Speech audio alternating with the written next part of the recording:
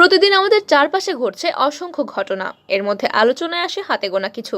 তবে সময় ও পরিস্থিতির পরিপ্রেক্ষিতে গুরুত্বপূর্ণ হয়ে ওঠে বেশ কিছু বিষয়। এগুলো জানা না থাকলে অনেক ক্ষেত্রেই পিছিয়ে পড়তে হয়।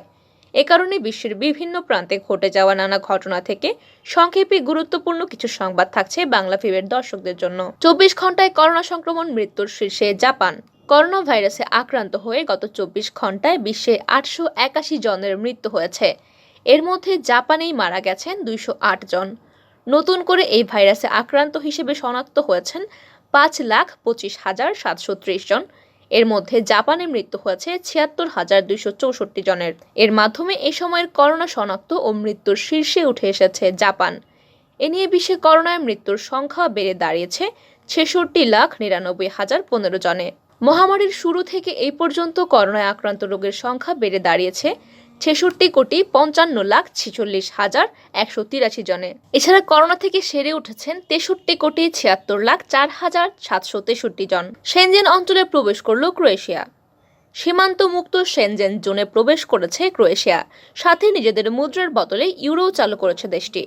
2013 সালে ইউরোজোনে প্রবেশ করার প্রস্তুতি দিয়েছিল ক্রোয়েশিয়া। দেশটির জাতীয়তাবাদী দলগুলো কুনাকে নিজেদের মুদ্রা হিসেবে বহাল রাখতে চাইলেও সাংবিধানিক আদালত এর বিপক্ষে রায় দেয়। সেনজেন অঞ্চলে প্রবেশ করা দেশগুলোর মধ্যে ক্রোয়েশিয়া 27তম। ফলে এখন দেশটির নাগরিকরা ইউরোপের বহু দেশে অবাধে চলাচল করতে পারবে। পর্যটক টানতে মদের কর 30% কমিয়েছে দুবাই। পর্যটন শিল্পের বিকাশ ঘটাতে মদের ওপর 30% হার কমিয়েছে দুবাই। ব্যক্তি মদ্য লাইসেন্সের ক্ষেত্রেও ছাড় দেওয়া হয়েছে। ফলে বাড়িতে বসে মদ্যপানের বিষয়টি হবে আরো সহজ। এর আগেও মদের বিষয়ে নানা রকম ছাড় দিয়েছিল দুবাই। করোনার সময়ে মদ হোম ডেলিভারি দেওয়ার বিষয়ে অনুমতি দেওয়া হয়েছিল। মাঝ আকাশে 2 হেলিকপ্টারের সংঘর্ষে নিহত 4।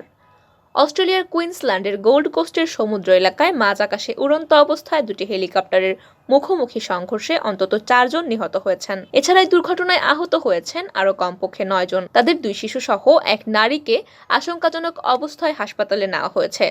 স্থানীয় সময় সোমবার 2 জানুয়ারি দুপুর 2টায় গোল্ড কোস্টের ম্যান বিচ এলাকায় এই দুর্ঘটনা ঘটে। পর্যটকদের কাছে ওই এলাকার সমুদ্রের ওপরে হেলিকপ্টারে চড়ে চক্কর দেওয়া ব্যাপক জনপ্রিয়।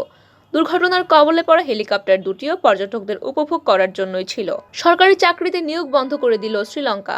অর্থনৈতিক মন্দায় বিপর্যস্ত দক্ষিণ এশিয়ার দেশ শ্রীলঙ্কায় সরকারি চাকরিতে সব ধরনের নিয়োগ বন্ধ করে দেওয়া হয়েছে। মূলত নিজেদের খরচ কমাতে এই উদ্যোগ নিয়েছে দেশটির সরকার। বার্তা সংস্থা এএফপি সোমবার এক প্রতিবেদনে এই তথ্য জানিয়েছে। অর্থনৈতিক বিপর্যয় থেকে বাঁচতে আন্তর্জাতিক মুদ্রা তহবিলের কাছ থেকে $2.9 বিলিয়ন ঋণ পেতে দৌড়ঝাঁপ করছে শ্রীলঙ্কা। তবে এক্ষেত্রে আইএমএফ শর্ত জুড়ে দিয়েছে, ঋণ পরিশোধ করার সক্ষমতা অর্জন করতে হবে।